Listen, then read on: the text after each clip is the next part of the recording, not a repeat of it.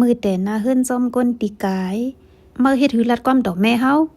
ว่าหั่งมือ1ข้อเมื่อขึ้นตอบกว่า4-5ข้อมือพ่องเขาสองก็ตึกผิดกันอยู่นั่นแม่เจ้าเขาก็และปันแห้งลูกใจมันเฮอแหมลูกเปิ้มันปุ่นมามือ3ปีในแม่เขาแต่อำพร้อมจะเฮอมันตีหน้าเฮือนจอมก้นตีไกก้อยกะมันนั่งอำทอมแม่เขาหำซีมันไหลบอกไหลก้ำก็มันนั่งแต่ตีตอบขึ้นว่ามันลัดเขาว่าเดลีดอกค่ะดอกโจเป็นหือก็คันเลิกก้นอำผิดค่ะนะแม่ป้อหม่ำถมความก็หม่ำลมัดว่าก็เป็นแม่เย้าขำซนจะสังเหลาค่ะเดียวมันก้อยไหวสีตีหน้าขึ้นซ้อมกันเย้าสู่ปันเงินเฮาแทงอีก1 2ไร่หือยันว่าก็เจอใจอำป้อมือเลือนป่วนเฮาบ่ปันสู่เป็น5ปากย่อมเจอ5เอากว่าใจที่แล้วหมดเย้าล่ะหาเงินในถังว่ามันง่ายนะเฮาก็เอาเจอตาที่หน้าเฮือนในก้อยรู้อันโหลซื้อก็มีตั้งน้ำ5ปากก้อยแต่เฮ็ดจังหือบ่เจอเฮาลอยปันสู่แทง5ปากย่อมเจอย่อมใจพองแลล้มปัดมาเอาก่อมเจอเงินไหนขาดิลัดแน่พี่นางเฮานะเอาก้นตีไกลมากขึ้นไปเท่าในแก่น่ะอำหัดหรือความเฮา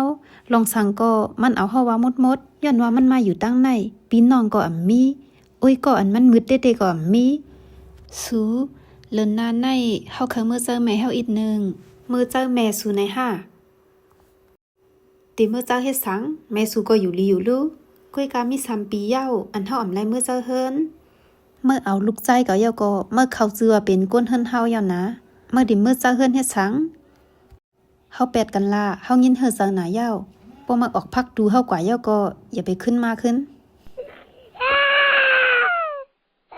บ่มือสิเผอได้เล่งนมลูกมั้ยบ่จังนั้นลูกอ่อนก็เฮาเดียวมือป้าก้อย